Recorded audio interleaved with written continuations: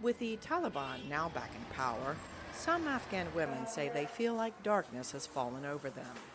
During the 20-year U.S. presence, many Afghan girls returned to school and Afghan women returned to the workplace, which had been forbidden under Taliban rule. President Joe Biden said Friday that any international recognition or help for the Taliban will depend on how the Islamist group treats Afghan women and girls. They're looking to gain some legitimacy. They're going to have to figure out how they're going to maintain that country. And there's going to be harsh conditions, strong conditions we're going to apply, and it will depend on whether they get help based on whether or not how and well they treat women and girls. Afghan-American Nazila Jamshidi told VOA her heart hurts for the girls and women of Afghanistan.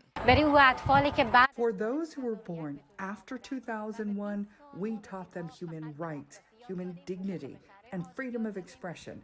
We have given them hope and told them of making a new Afghanistan. All the hard-won gains of the 20 years were lost in 2 months. Women and girls are vulnerable, says David Phillips, a director at Columbia University's Institute for the Study of Human Rights. Taliban will take young girls and turn them into forced brides. The future of civil society and independent media is very bleak. In their first news conference, the Taliban pledged to respect the rights of girls and women within the framework of Islam. But the Taliban's actions during their 2-month takeover of the country have dashed any hopes of moderation. Rina Amir, a mediation expert at New York University, tells VOA. As they've taken over territory, they've been interrogating women and civil society.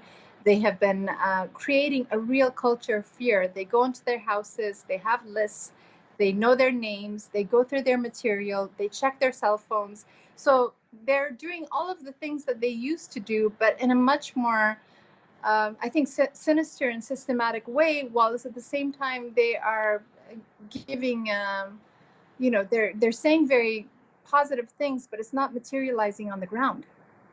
At the State Department this week, Deputy Secretary of State Wendy Sherman said the issue was personal to her, recalling her meeting with Afghan women and girls in a refugee camp in Peshawar, Pakistan, with then Secretary of State Madeleine Albright in 1997.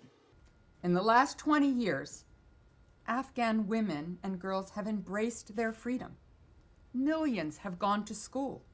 They have become doctors, lawyers, journalists, parliamentarians, and entrepreneurs. They have built the lives that Secretary Albright encouraged them to imagine all those years ago, and so much more. As the United States steps up its evacuations of Americans and the Afghans who helped them from the Hamid Karzai International Airport in Kabul, Sherman said the United States, quote, will use every economic, diplomatic, and political tool we have to hold the Taliban accountable to their words, unquote. Cindy Sain, VOA News.